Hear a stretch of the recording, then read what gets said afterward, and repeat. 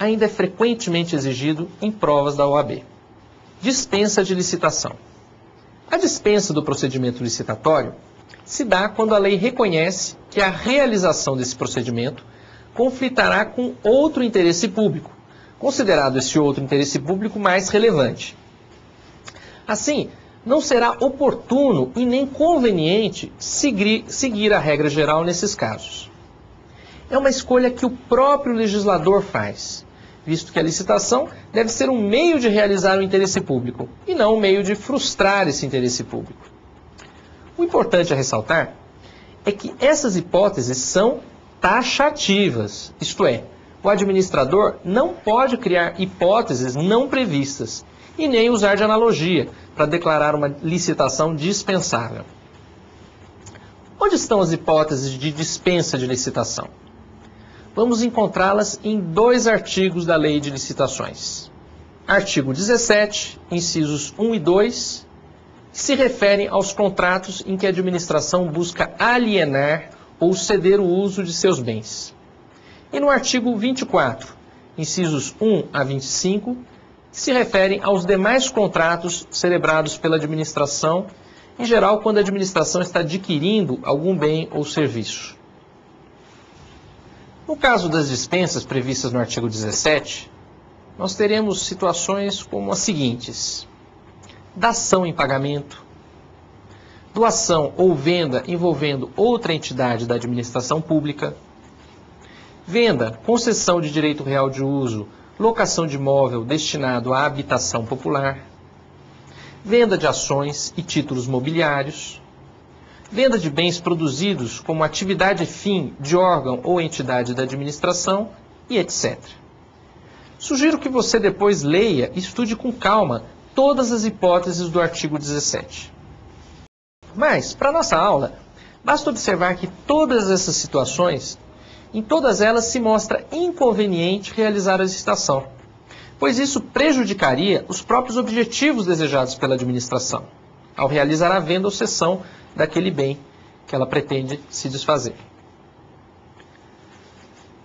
Vejamos agora as demais hipóteses de dispensa previstas no artigo 24 da Lei de Licitações.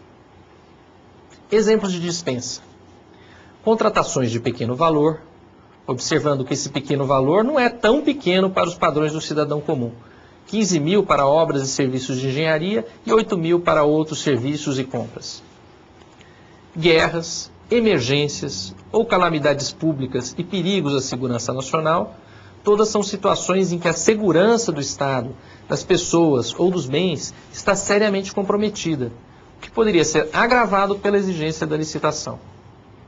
A licitação deserta, que é a hipótese em que não compareceram interessados e a repetição da licitação poderá causar prejuízos à administração.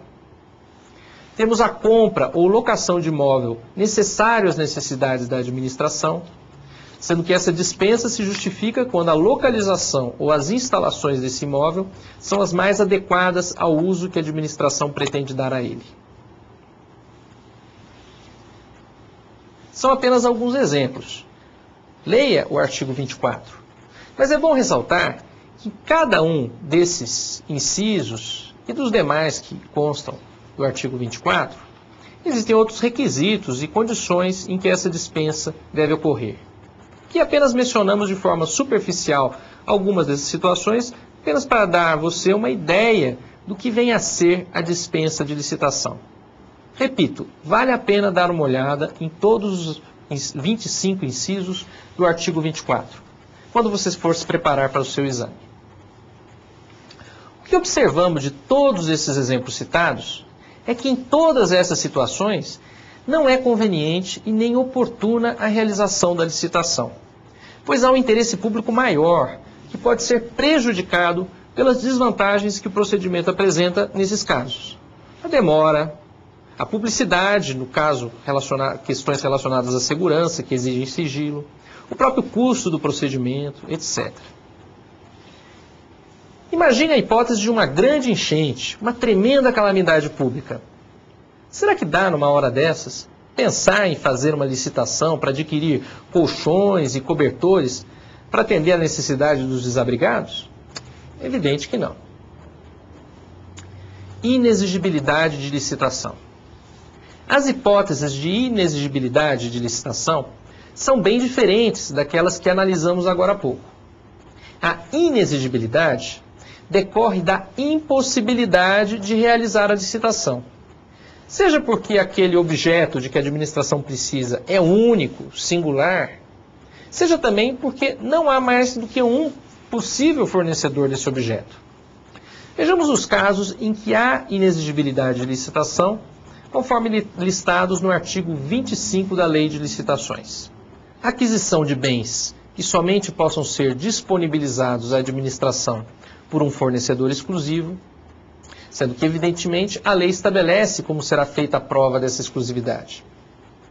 Outro, a contratação de serviços técnicos de natureza singular, com profissionais ou empresas de notória especialização, sendo que a lei abre exceção aos serviços de publicidade e divulgação. Esses, obrigatoriamente, serão licitados. Outro exemplo, contratação de artista consagrado pela crítica especializada ou pela opinião pública.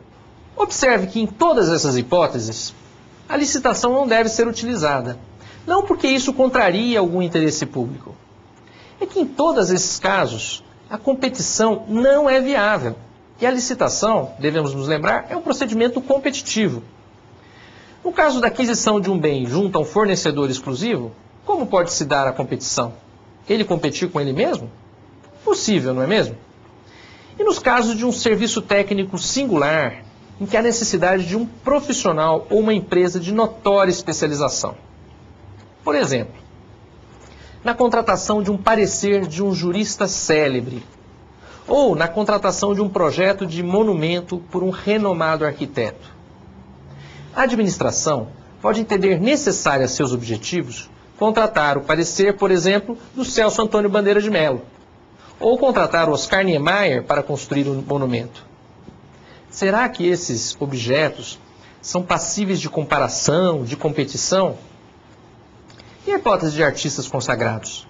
Será que é possível fazer uma licitação entre a dupla Chitãozinho e Chororó e o Caetano Veloso para realizar um show em um local público?